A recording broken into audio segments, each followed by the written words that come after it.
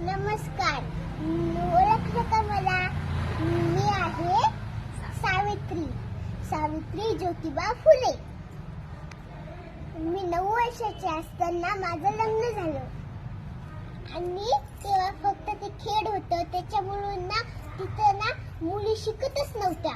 आणि मग माझ्या ज्योतिबांनी ठरवलं का आपण मुलींना शाळा उघडायची आणि शिकवायचं. पण ना चूल आणि मूल म्हणजे काय भांडे घासायचे, धुणं धुवायचं, लेकरं सांभाळायचे, बस एवढंच होतं. काही मुली शिकत नव्हत्या, शाळा नव्हती, काहीच नव्हतं. आणि मग आमच्या ज्योतिबांनी ठरवलं का शाळा उघडायची आणि मुलींना शिकवायचं. ते म्हणे का चल मी तुला शिकवतो, म्हणजे तू दुसऱ्यांना शिकवशील.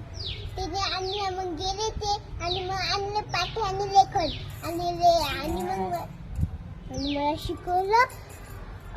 सुरुवात केली शिकवायचं.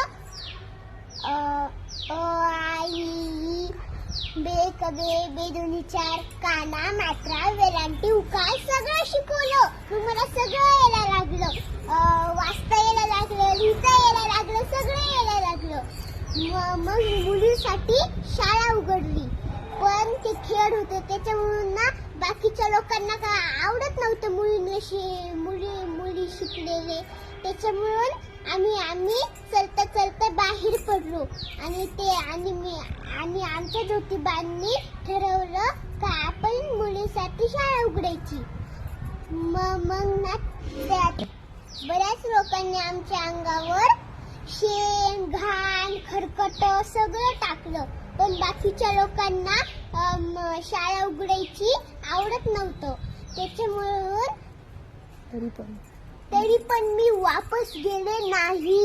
तरी पण मी मुलींसाठी शाळा उघडलीच आणि मुलींना शिकवलं. त्याच्यामुळे तुम्ही माझ्या मुली आज शिकल्या. कोणी डॉक्टर बनलं, कोणी डॉक्टर बनलं, वकील बनलं, कोणी इंजिनियर बनलं, पोलीस बनलं, अजून टीचर बनलं. मला खूप छान वाटलं आज, कारण माझ्या मुली खूप ना शिकल्या आहेत.